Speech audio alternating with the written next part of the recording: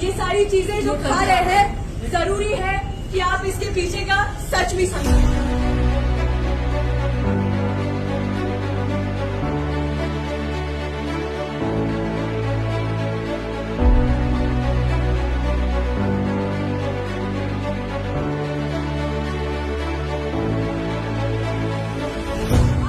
फलस्तीन में नरसंहार हो रहा है, कत्लेआम मच रहा है, वहाँ बच्चे भूख से मर रहे हैं और इस नरसंहार में, इस जेनोसाइड में मैकडॉनल्ड्स भी कॉम्प्लिसिट है। और इसी के साथ ये मांग कर रहे हैं कि भारत सरकार हत्यारे इजराइल के साथ, सामंतवादी इजराइल के साथ तमाम कूटनीतिक रिश्ते तोड़े। मैकडॉनल्ड्स ने IDF यानी कि इजरायली डिफेंस फोर्सेस को फ्री मील्स सर्व करने का काम किया है और यही वो IDF है जो बच्चों का नरसंहार कर रहा है, कत्लेआम मचा रहा है, इनोसेंट सिटीजन्स को मार रहा है।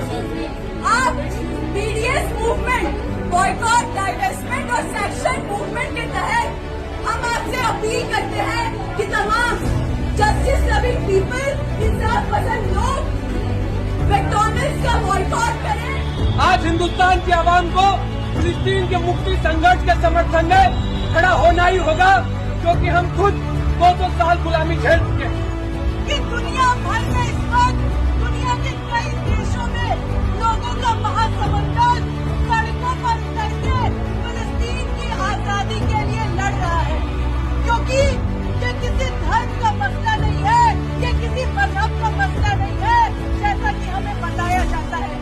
फिलिस्तीन की लड़ाई एक गुलाम देश की अपनी आजादी के लिए लड़ाई है। फिलिस्तीन की लड़ाई हर उस इंसान की लड़ाई है जो गुलामी दास्तां को देखकर चुपचाप नहीं रह सकता है।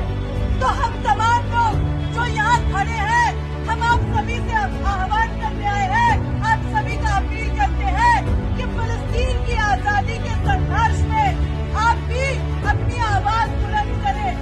और इसके बाद आखिर में मैं एक कविता पढ़ना चाहती हूँ, जो कविता फिलिस्तीनी आवाम के जज्बे को, उनके संघर्ष को दिखाती है।